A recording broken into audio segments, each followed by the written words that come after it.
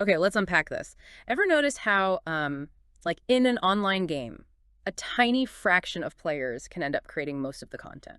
Yeah, or how adding just, a couple of people with a different background to a team could totally change how it works. Exactly. It's often these subtle shifts, these patterns underneath, that really drive the big transformations we see. And what's really fascinating here is this whole concept of overstories, these like big cultural narratives that kind of shape how we all see things. Right. So today we're really diving into how those change, how maybe one person or one event can suddenly amplify a trend. Like a super spreader idea. Precisely. That and also the surprising impact of just, well, the numbers in a group, the proportions. Okay, and to get into this, we've got some really interesting material. It's mainly drawing from a book that digs into these hidden mechanics behind social changes, cultural shifts. Think of it as a bit of a shortcut for you to grasp why things shift, why behaviors change. Yeah, our mission today is basically to pull out the core insights, those aha moments, so you can start spotting these forces, in your own world. So maybe let's start by revisiting that core idea. Yeah. Small things triggering big changes. The book kind of builds on earlier work about social epidemics. Right. The whole little things can make a big difference idea, that was kind of the starting point. But it also makes it clear that understanding how these tipping points happen, how Yeah. ideas spread like that, well, it's still evolving. There are, as the book says, many mysteries left. Definitely not a solved science yet. No. And those early attempts to frame it, things like the law of the few, The idea that just a handful of key people drive trends. exactly, and the power of context, how much our surroundings matter, and the stickiness factor. What makes an idea actually catch on? Right. And the initial ambition was pretty big, Mhm. not just to understand these things, but maybe even to deliberately engineer positive changes using these laws. Okay, so that sets the stage. But then the book takes this really interesting turn, right? Into something called small area variation. Yeah, specifically in healthcare first. Mm. It's kind of wild. It shows how the medical treatment someone gets can vary massively just based on where they live. Not necessarily because of their specific illness or how good the doctors Well, are. not primarily, no. Yeah. The Vermont study is the key example here. They looked at common surgeries, things like hemorrhoid removal, prostate surgery, hysterectomies, even appendectomies. Okay. And the rates for these procedures were just dramatically different across different areas within Vermont. Tiny geographic areas. Wow. So same state, potentially similar patient populations, but wildly different treatment patterns. Exactly. It wasn't clearly linked to patient health differences or doctor qualifications. Location just seemed to be this huge factor. It makes you wonder about, like, local medical habits or maybe just who refers to whom. And this where you are matters thing isn't just about scalpels and stitches, is it? The book links it to other stuff. Oh, yeah. Like vaccine hesitancy. It points out how it tends to cluster in certain communities.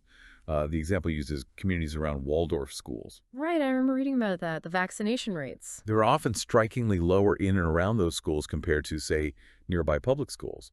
And, sadly, this clustering has been linked to actual outbreaks, like measles. So is it just that parents who are already skeptical choose those schools, or does the school environment itself maybe reinforce that skepticism? That's the million-dollar question, isn't it? Yeah. The book suggests it might be a bit of both.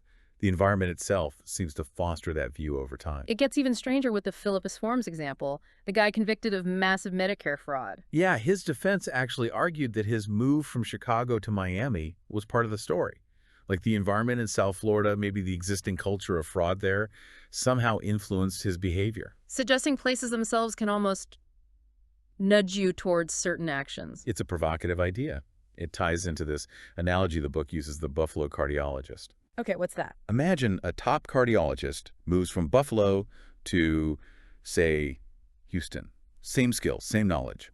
But their approach to treating heart attacks might slowly change, just adapting to the local norms and practices in Houston. So, not learning new medicine, just fitting in with the new place's way of doing things. Exactly. It's the power of context, the environment, shaping even expert behavior. Really makes you think. Okay, so environment matters. What about the people in the environment? The book talks about group proportions, right? How the mix of people can be a tipping point itself. Absolutely. Think about situations where you have what the book calls skewed proportions, like maybe one woman in a meeting full of men, or vice versa. Okay, yeah. The dynamic is different. The person in the minority might feel really visible, under a microscope almost, just for being different. But at the same time, their actual input, their perspective, might get overlooked or not fully heard. It's a strange pressure, and this leads to that idea of the magic third, right? Right. Yes. Research on female executives, for instance. It suggests that when you get about 3 or more women onto a corporate board, something fundamental often shifts. It's not just adding token representation, it changes the whole group's culture. That's the idea. It hits a kind of critical mass. Maybe it's enough people to form alliances, or maybe it just changes the perception of what's normal for that group. The dynamics themselves transform. And this wasn't just an observation, someone actually tried to engineer this. Right. In the Lawrence Tract Housing Project, they deliberately tried to create a community with roughly equal numbers of white, black, and Asian residents. Why? What was the goal? The specific aim was to prevent white flight, where white residents leave an area as minority populations increase. They thought maintaining these proportions would keep the community stable and integrated. They called it beneficial discrimination, which sounds complicated. It absolutely was, and the book explores that tension. The intention was positive, preventing segregation, but the method meant potentially denying a house to, say, a black family if it would tip the racial balance they were trying to maintain. So you're actively discriminating to prevent a different kind of negative outcome. That raises some serious ethical questions. Definitely. It shows how complex it gets when you try to intentionally manage these social tipping points. Okay, so we've got environment, we've got group mix. What about the really big picture? Those cultural moods, the overstories or zeitgeist you mentioned. How do those shift? That's maybe the most fascinating part. How does the whole spirit of the times actually change? The book uses the example of how awareness of the Holocaust grew in America. Right, it wasn't always front and center in the way it is now, with memorials and museums everywhere. Exactly. In the years right after the war, there was, relatively speaking, less public focus on it in the U.S. compared to later decades. The book suggests this marks a real shift in the American cultural overstory surrounding the Holocaust. What drives a shift like that? Well, media seems to play a huge role. Remember that TV miniseries, Holocaust, from the late 70s? Vaguely, yeah. Huge deal at the time. Massive. Apparently, something like half the U.S. population watched it. And its impact in Germany was even more profound.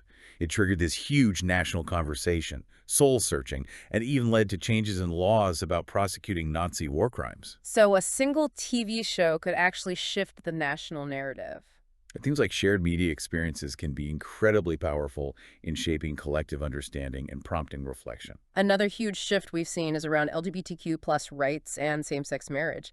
That changed incredibly quickly, relatively speaking. A really dramatic example of an overstory changing. What was unthinkable to many became accepted, then legally protected, within a generation or so. And popular culture played a role there, too. It certainly seems like it. The sitcom Will and Grace gets mentioned a lot, featuring openly gay lead characters, making them relatable, funny. It arguably did a lot to normalize gay people in relationships for a huge mainstream audience. Just by being on TV every week. Yeah, even prominent conservatives, like Senator Rick Santorum, acknowledged later that the show probably had a significant impact on shifting public perceptions. It subtly changed the landscape.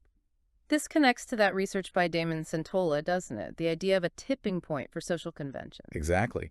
His work suggests there's often a critical threshold, maybe around 25%, once about a quarter of a group adopts a new norm or idea. The rest can follow really quickly. Not a slow burn, but a flip. That's what his network experiments indicated. It's like the minority view suddenly gains enough momentum to rapidly convert the majority. It's about how ideas spread through connections. Okay, so norms can tip. What about individuals who have an outsized impact? The super spreaders. Right. The book takes that term from epidemiology, obviously, but applies it more broadly to people who disproportionately influence trends or behaviors. And the example used is pretty dark. Purdue, Pharma, and OxyContin. Yeah, it's a disturbing case study. The allegations that Purdue, possibly advised by consultants like McKinsey, specifically identified doctors who were already high prescribers of opioids. The super spreaders, in their view. And targeted them with intense marketing for OxyContin, really pushing it hard while, critics say, downplaying the addiction risks. Focusing their efforts for maximum impact, essentially. Precisely. And the book contrasts states without strict regulations, like Tennessee, where sales calls to targeted doctors apparently shot up, with states that had things like triplicate prescription laws. Those stricter rules acted as a kind of brake. It seems so. Those regulations, which required more paperwork and oversight for prescribing strong opioids, seemed to slow down the initial explosion of the crisis compared to states without them. The book even calls that regulatory environment the Madden overstory, acting as a check. And of course, we can't forget the original meaning of super spreader, disease. No, and the Biogen conference example is chillingly relevant. One event, a few highly infectious people, and boom, COVID-19 cases seeded across the country, even globally. It shows how potent that effect can be. Did they find biological reasons for that?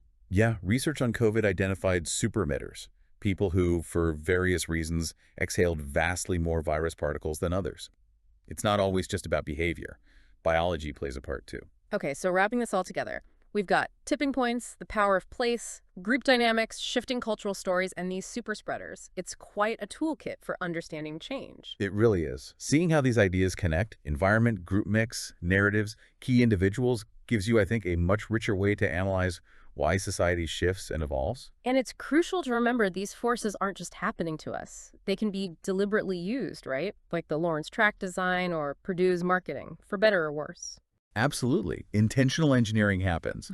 But then you also have these massive unintentional consequences like the Biogen outbreak or the perhaps unforeseen cultural impact of a sitcom that cuts both ways. So maybe the final thought for you listening is to consider the overstories dominant right now.